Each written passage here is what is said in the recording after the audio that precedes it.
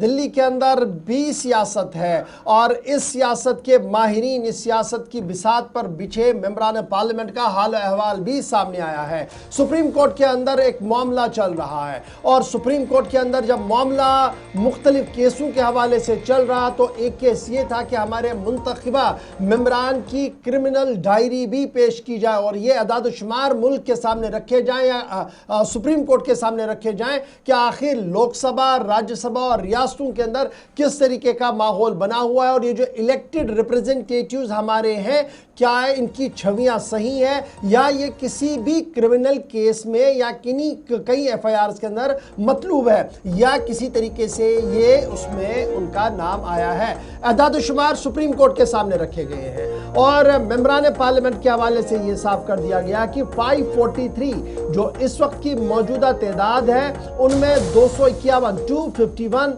लोकसभा के मेंबरान पार्लियामेंट ऐसे हैं जिनके ऊपर क्रिमिनल केसेस है, अदाद-ओ-शुमार सुप्रीम कोर्ट के सामने रख दिए गए हैं। इसी तरीके से हमारा अपर हाउस राज्यसभा की बात करें जहां पर कुल मिलाकर 233 मेंबर हमारे पास है और आउट ऑफ 233 75 राज्यसभा के एमपी ऐसे हैं जिन्होंने डिक्लेयर किया अपने हलफनामों में कि उनके खिलाफ क्रिमिनल चार्जेस लगे हैं, क्रिमिनल केसेस है, अदालतों के अंदर केसेस जेर समाअत है। और कुल मिलाकर जब आप देखेंगे मेंबरान पार्लियामेंट और मुख्तलिफ रियासतों के असेंबली का रिकॉर्ड खंगालेंगे तो 4000 के करीब क्रिमिनल केसेस आपको पेंडिंग मिलेंगे मेंबरान पार्लियामेंट और एमएलए के। ये अदाद-ओ-शुमार भी सुप्रीम कोर्ट के सामने रख दिए गए हैं। 170 लोकसभा एमपीज के खिलाफ सख्त तरीन सीरियस क्रिमिनल चार्जेस हैं जो अदालत के सामने हैं, जिन पर समाअत अभी चल रही हैं। और मुख्तलिफ रियासतों का जब हाल अहवाल आप देखते हैं तो 14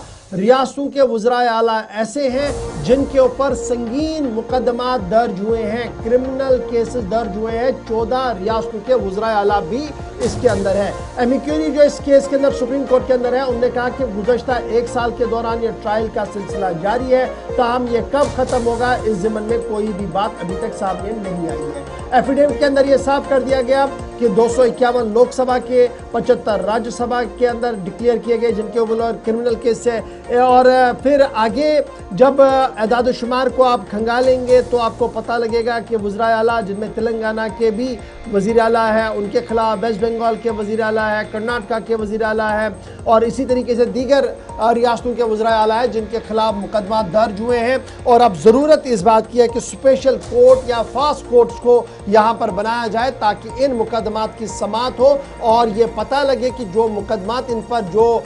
इल्ज़ामात इन पर लगे हैं, क्या ये सही है या गलत है और ताकि फैसला हो सके। याद रखिएगा इसी तरीके का एक मुकदमा लालू प्रसाद यादव पर भी था जिस पर ये कहा जा रहा था कि शायद ये पॉलिटिकली मोटिवेटेड था, लेकिन जब अदालत में परतें खुली तो पता लगा कि चारा घोटाला वाकई तौर पर हुआ था। और आज साबिक वजीर आला साइड लाइन है क्योंकि कानून के हिसाब से अब वो चुनाव नहीं लड़ सकते। इसी तरीके की सूरत हाल आपको यहाँ जम्मू कश्मीर के अंदर भी दिखेगी। एक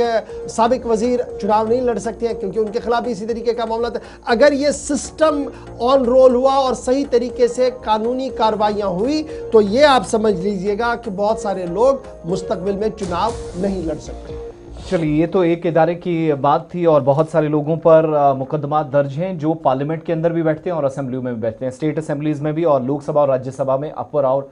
लोअर हाउस के अंदर भी। इसकी तस्दीक इन आदाद-ओ-शुमार से हुई है।